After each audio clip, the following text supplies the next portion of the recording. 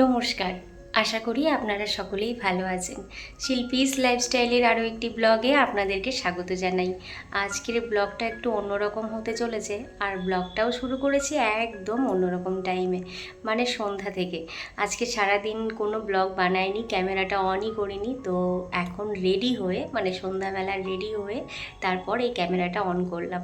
সোনাই নিচে অপেক্ষা করছে, আর আমিও মানে রেডি হয়ে এখন বেরোবো। আর কোথায় যাচ্ছি সেটা অবশ্যই দেখতে পাবেন এই ব্লগটার মাধ্যমে। কোথায় যাচ্ছি, কি করি না করি, কে আমার সাথে যাচ্ছে, সবটাই আপনাদের সাথে একটু একটু করে শেয়ার করার চেষ্টা করব। চলুন তাহলে এখন বেরিয়ে পড়ি। সোনাই অপেক্ষা করছে নিচে, বেশি দেরি করলে আবার আস্তে আস্তে লেট হয়ে যাবে, তাই জন্য এখন ঝটপট বেরিয়ে পড়ি। চলুন তাহলে এখন বেরোই। বেরিয়ে পড়েছি আর চলে এসেছি কিন্তু বাজারে। এসেই দেখি গেট পড়েছে। এটা আমার সাথে সব সময়ই হয়। গেট পড়েছে দেখে সোনাইকে দাঁড় করিয়ে রেখে চলে এসেছি মিষ্টির দোকানে।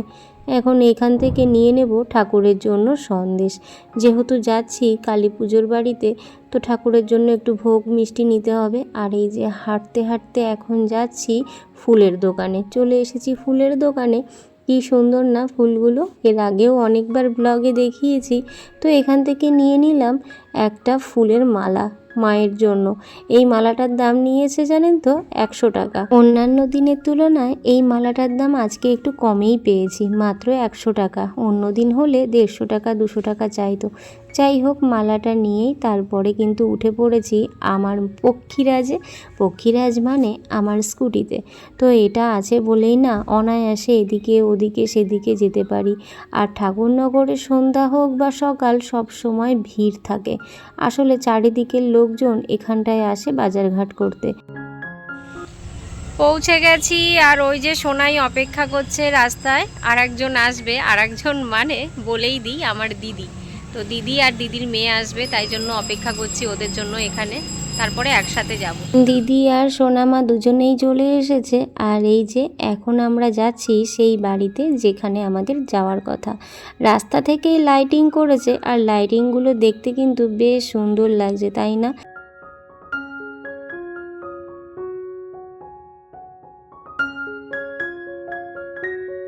জানেন তো, আগে যখন ছোটোবেলায় কারোর বাড়িতে কালী পুজো হতে দেখেছি, তখন কিন্তু এত প্যান্ডেল, এত লাইটিং, এত জাঁকজমক করে কেউই করতো না।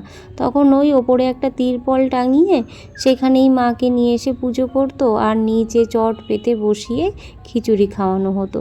সেটাই কিন্তু দেখে এসেছি ছোটো থেকে। কিন্তু দিন বদলে যাওয়ার সাথে সাথে সব কিছুই কিন্তু কেমন যেন বদলে গেছে। চলে এসেছি মিষ্টিদির বাড়িতে। মিষ্টিদির বাড়িতে আজকে কালী পুজো, তো সেই কারণেই এখানে চলে আসা।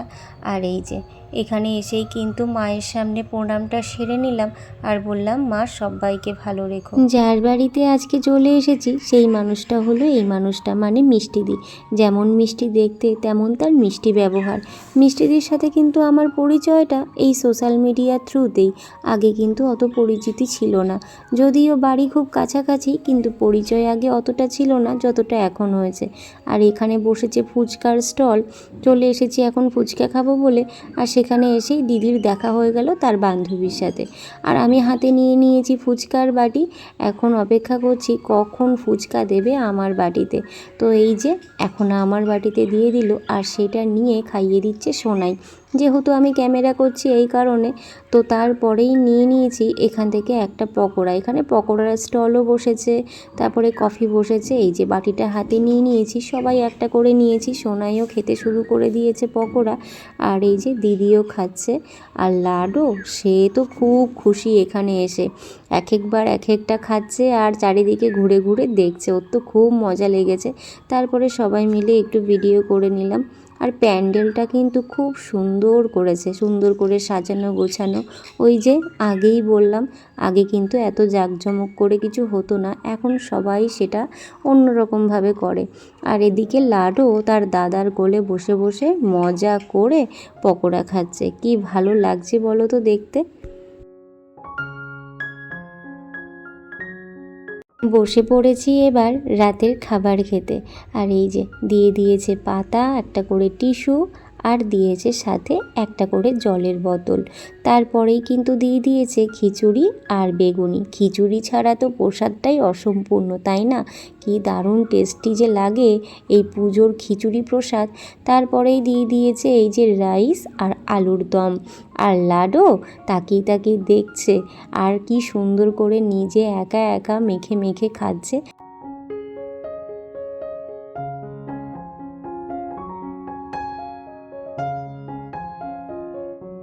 তারপরেই দেখি থালায় কখন দিয়ে গেছে পনির কষা, চাটনি, পাঁপড়, সাদা ধপধপে একটা রসগোল্লা আর একটা ক্যান্ডি। তারপরে খাওয়া দাওয়া শেষ করে বাইরে আসতেই দেখি কত মানুষের ভিড়, কত মানুষ বসে আছে বাইরে। আসলে যখন আমি সন্ধ্যাবেলা এসছিলাম তখন কিন্তু এত ভিড় ছিল না। আমি অবশ্য একটু আগেই এসেছি, যেহেতু অনেকটা দূর আবার ফিরে যেতে হবে, তাই একটু আগেই এসেছিলাম। দেখা হয়ে গেল আর একটা মিষ্টি দিদি ভাইয়ের সাথে, তো একটু ভিডিও করে নিলাম। যাই হোক, এখান থেকে ঘুরে তারপরে এখন বাড়ি যাওয়ার পালা। আমি আর দিদি একটু হাঁটছি, আর সোনাই আর ওর বোনু দুজন মিলে একটু আগে চলে গেছে। আচ্ছা ঠিক আছে, টাটা টাটা টাটা করে দাও, বাই, গুড নাইট করে দাও, গুড নাইট। কাল সকালে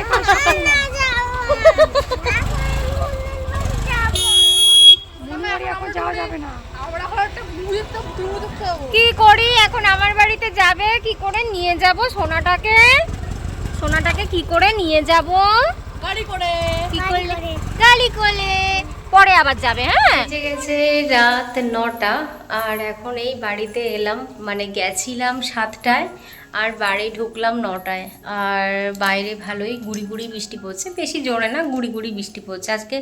আজকেও মানে ওয়েদারটা মেঘলা মেঘলা। তো যাই হোক, বেশ ভালোই কাটলো সময়টা। অনেকের সাথে দেখা হলো, মানে সবাই আমার মোটামুটি চেনা, কিন্তু সবার সাথে অত পরিচয় ছিল না। কিন্তু এই ইদানিং ফেসবুক, ইউটিউব এগুলো করাতে, মানে সোশ্যাল মিডিয়ার থ্রুতেই এদের সাথে আমার পরিচয়।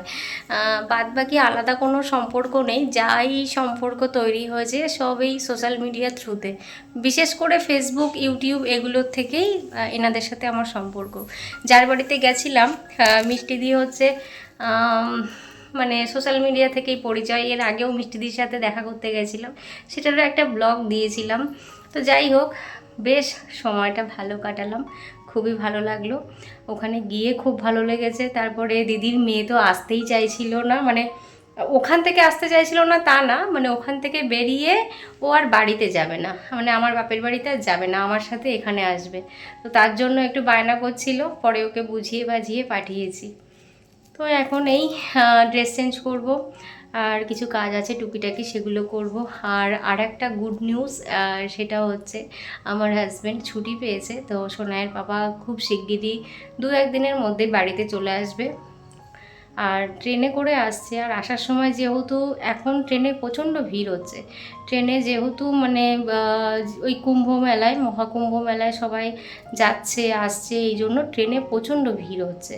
তো আসার সময় না বেশিরভাগ টিকিট আগে থেকে যেহেতু কাটা থাকে না, কারণ ছুটির তো ঠিক থাকে না, আগে থেকে টিকিট কাটা থাকে না, তো সঙ্গে সঙ্গেই কাটে।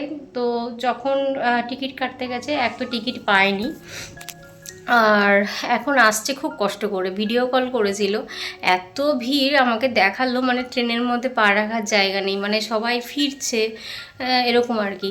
তো ভীষণ কষ্টে আসছে, এই জন্য বলছে যে এবার যাওয়ার সময় একই রকম অবস্থায় যাওয়া যাবে না, যাওয়ার টিকিটটা ফ্লাইটেই করে নিয়েছে, এখনই করে নিয়েছে, আর আসছে একটু কষ্ট করে। যাই হোক, তবুও তো আসছে, এই অনেক। প্রায় পুজোর সময়, মানে প্রায় 4 মাস হয়ে গেল বোধহয়। কালী পুজোতে এসেছিলো, তারপরে আবার এই আসবে। তো আর মাঝখানে একদিন পরেই চলে আসবে, তো সেটা ভেবেও ভালো লাগছে। চলুন তাহলে আজকের ব্লগটি এই পর্যন্তই। আমার ব্লগটি যদি ভালো লেগে থাকে অবশ্যই লাইক কমেন্ট করবেন, আর যারা নতুন দেখছেন প্লিজ আমার চ্যানেলটিকে সাবস্ক্রাইব করে দেবেন। সবাই ভালো থাকবেন, সুস্থ থাকবেন, দেখা হবে পরের একটি ব্লগে।